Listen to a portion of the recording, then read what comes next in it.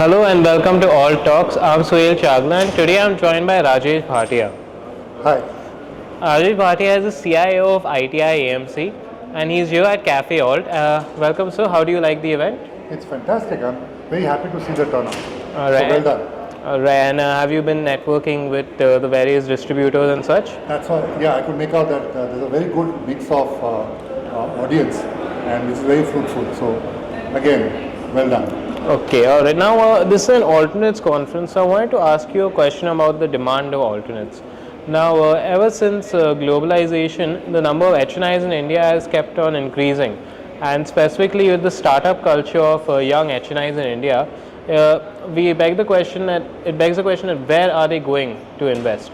Are these younger HNIs going towards alternates, or are alternates still dominated by the family offices and the ultra HNIs of old? So, what do you make of this situation? So alternates as a percentage of your total portfolio, whether it's globally or in India, is rising.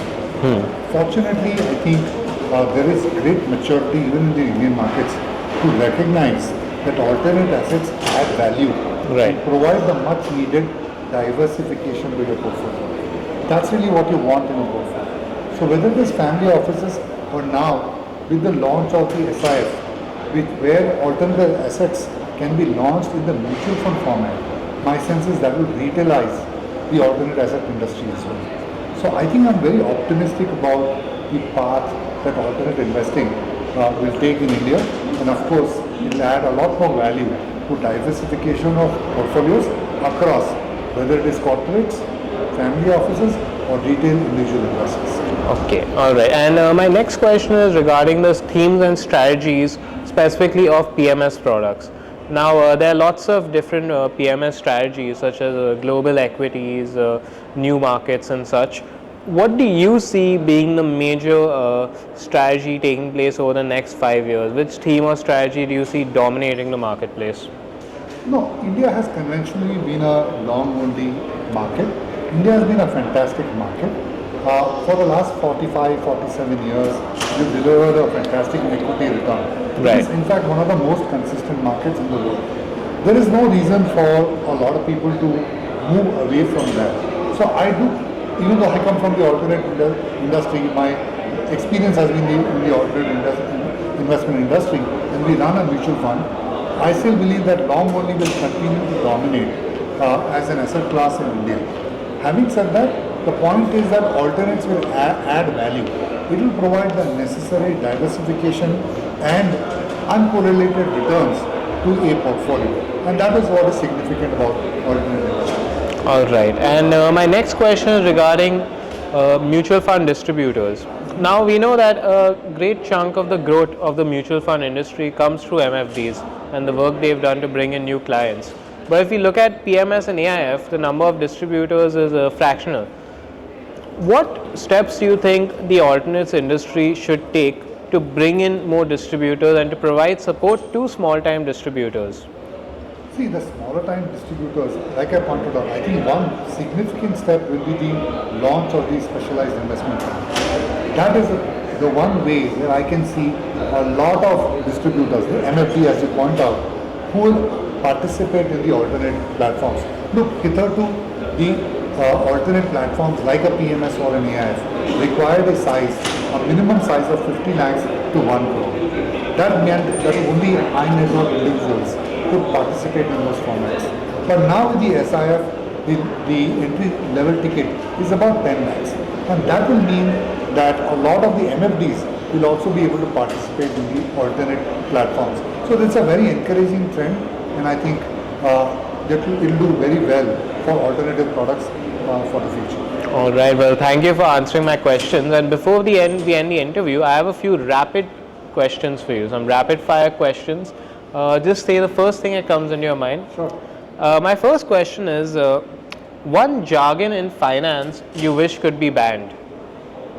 Is there anything that comes to mind? Anything that's an overused phrase?